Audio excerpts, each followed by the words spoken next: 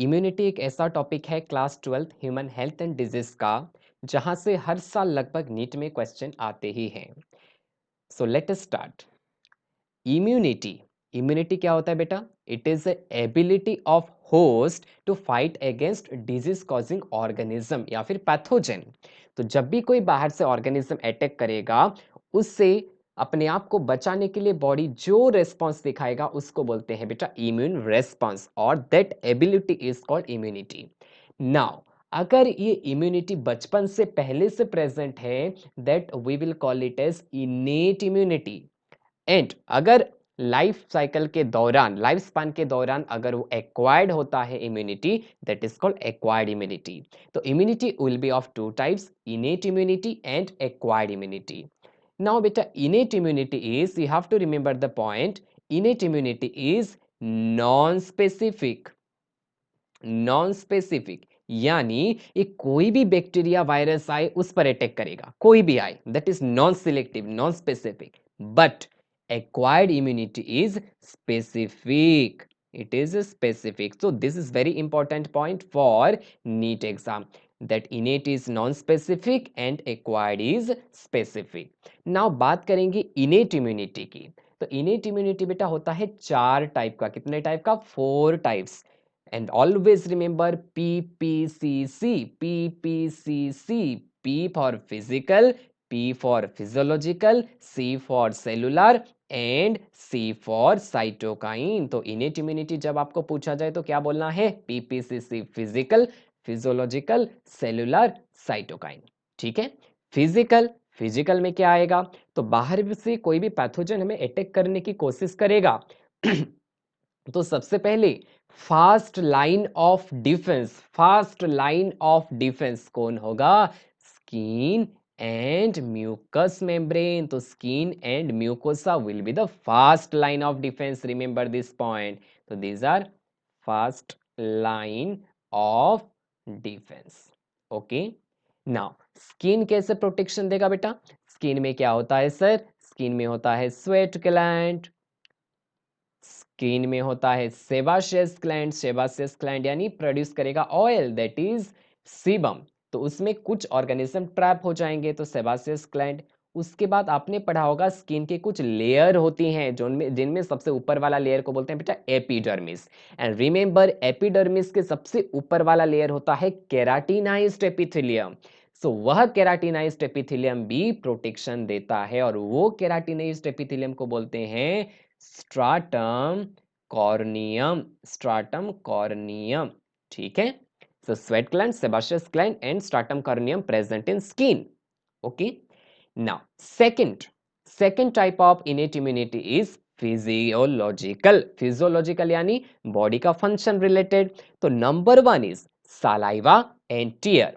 Saliva में बेटा होता है एक एंजाइम जिसका नाम है लाइसोजाइम। लाइसोजाइम, लाइसो यानी डिग्रेड कर देने वाला। ठीक है। तो ऐसा एंजाइम जो लाइसिस कर देगा, किसका? बैक्टीरिया का। तो remember lysozyme is responsible for bacterial killing, that is antibacterial. Okay. So it is antibacterial. ये क्वेश्चन बेटा पहले से नीट में आ चुका है कि लाइसोजाइम किसके लिए है? Antiviral, antifungal, antibacterial, all of this. Answer लिखना है एंटीबैक्टीरियल। ओके। सेकंड बात करेंगे पीएच। पीएच तो हमारा जो स्टोमक है उसमें हाईली एसिडिक पीएच होता है। ठीक है। तो हाईली एसिडिक पीएच स्टोमक में, तो गैस्ट्रिक जूस हाईली एसिडिक, तो यहां पर कुछ ऑर्गेनिज्म किल हो जाएंगे। बात करेंगे फीवर।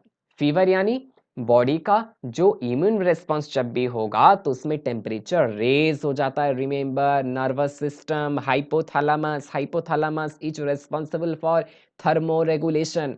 तो जब भी कोई बाहर से ऑर्गेनिज्म आएगा, हाइपोथैलेमस में कुछ ऐसा चेंज होगा कि टेम्परेचर बढ़ जाएगा, और उसी टेम्परेचर बढ़ने को कहते हैं बेटा फीवर। तो अब मुझे बताओ, फीवर एक डिजीज है या डिजीज का मैनिफेस्टेशन है? बोलो। Yes, fever is not a disease, fever is a symptom, that is a disease की वजह से होता है। इतना क्लियर है। नेक्स्ट बात करेंगे सेलुलर। तो बताओ बेटा बॉडी में कौन कौन से सेल हैं जो इम्यूनिटी प्रोवाइड करते हैं?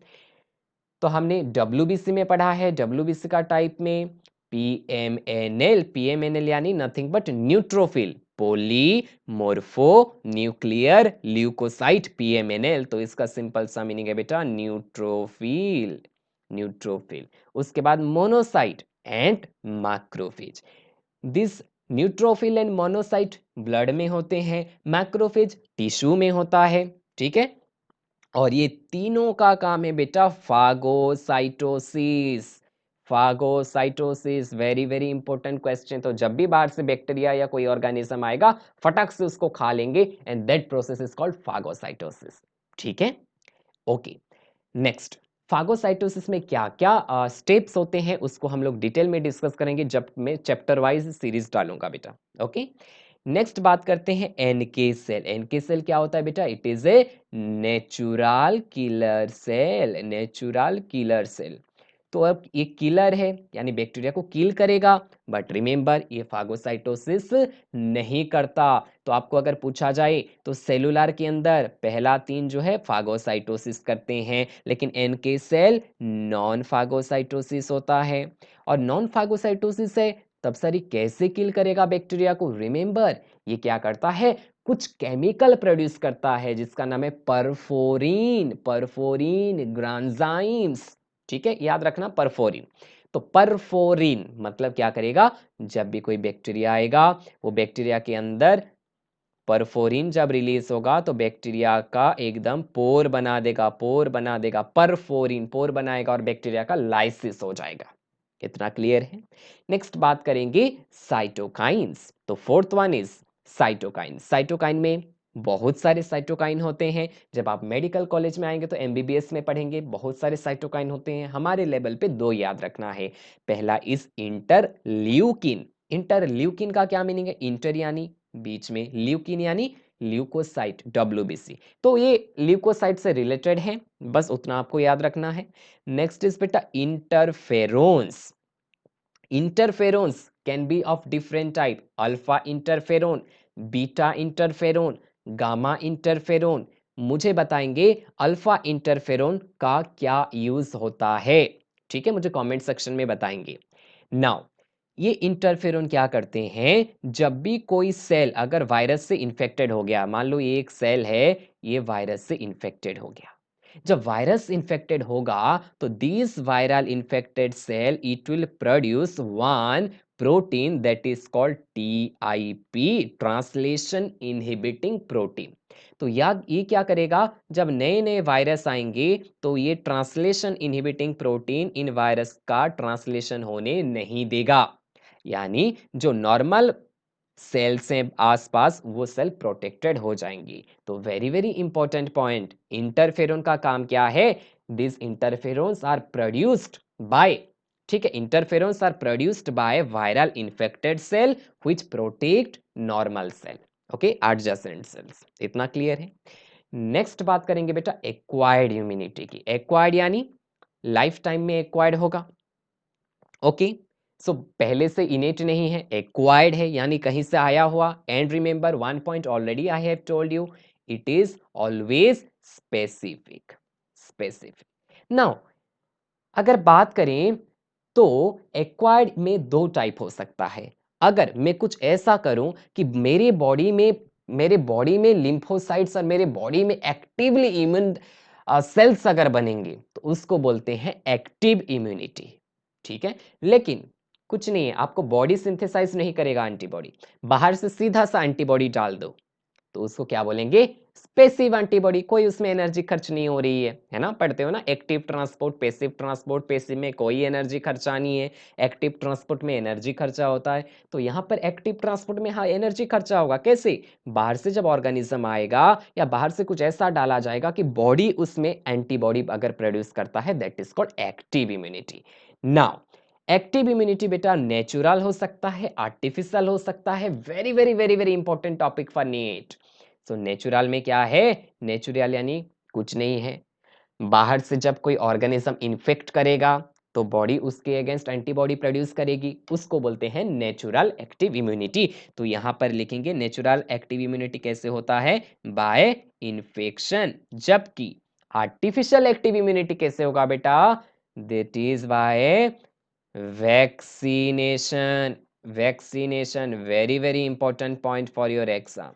Okay, vaccination is artificial active immunity. Next बात करें पेसिव। पेसिव में क्या है, सीधा सा एंटीबॉडी डाल दो।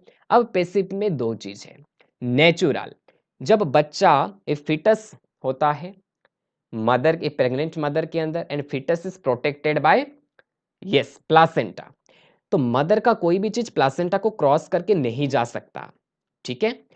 लेकिन एक एंटीबॉडी ऐसा है जो फिटस की प्लासेंटा को क्रॉस करके फिटस के अंदर जा सकता है, that antibody is IgG, immunoglobulin G. तो remember immunoglobulin G, it can cross placenta, तो इसीलिए ये नेचुरल पैसिव इम्यूनिटी है, क्योंकि सीधा सा एंटीबॉडी जा रहा है। सो इट विल, ये कहां प्रेजेंट होगा, मदर टू फिटस। इतना क्लियर है। नेक्स्ट है, जब बच्चा मिल्क पीता है, जन्म होने के बाद मदर का मिल्क पिएगा, तो first milk is called colostrum, और रिमेंबर दैट कोलोस्ट्रम में होता है बेटा IgA. IgA is present in colostrum. And what is colostrum? Colostrum is mother's milk. Okays. Okays, not okays. Yes. Next बात करेंगे बेटा artificial passive immunity. Artificial passive immunity यानी क्या करना है, बाहर से सीधा सा एंटीबॉडी डाल दो, ठीक है। तो दैट इज गिविंग, बाहर से एंटीबॉडी सीधा सा डाल देना है, तो उसमें हम लोग लिख सकते हैं giving pre formed antibodies, pre formed antibodies. Okay, इसको बोलते हैं एंटी सीरम। तो चाहे आप प्रीफॉर्म एंटीबॉडी बोल दो, एंटी सीरम बोल दो, दोनों करेक्ट होगा, ठीक है। नेक्स्ट है, जब स्नेक बाइट करता है तो सीधा सा क्या दे देते हैं फटाफट, एंटी वेनम। तो चाहे आप एंटी सीरम दो, एंटी वेनम दो, वहां पर सीधा सा हम लोग पैसिव इम्यूनिटी दे रहे हैं। Okay, okay, now we will see some question. I have 4 questions beta. Number 1 is toxoid is included in which of the following? याद करो toxoid क्या है, example is TT vaccine, tetanus toxoid। तो vaccine है, तो vaccine किस में आएगा, देखो इधर ऊपर वैक्सीन किस में आएगा, एक्वायर्ड, एक्टिव, आर्टिफिशियल, ठीक है। तो आंसर क्या हो जाएगा, artificial active acquired immunity, option number 3। Clear? Second, the substance produced by a cell in viral infection that can protect other cell from further infection. Answer क्या है, बोलो? Yes, very good. Interferon. Third question, first line of defence of bodies. बताओ बेटा, first line जब भी कोई pathogen आएगा तो फर्स्ट लाइन डिफेंस कौन है, skin and mucus membrane. Okay, so answer will be option number 1। Colostrum, the first milk secretion of mammary gland is rich in which immunoglobulin? बताया है मैंने, ये आपको कमेंट सेक्शन पे बताना है, ठीक है बेटा। So that's all for today, thank you. Please like, subscribe and hit the bell icon.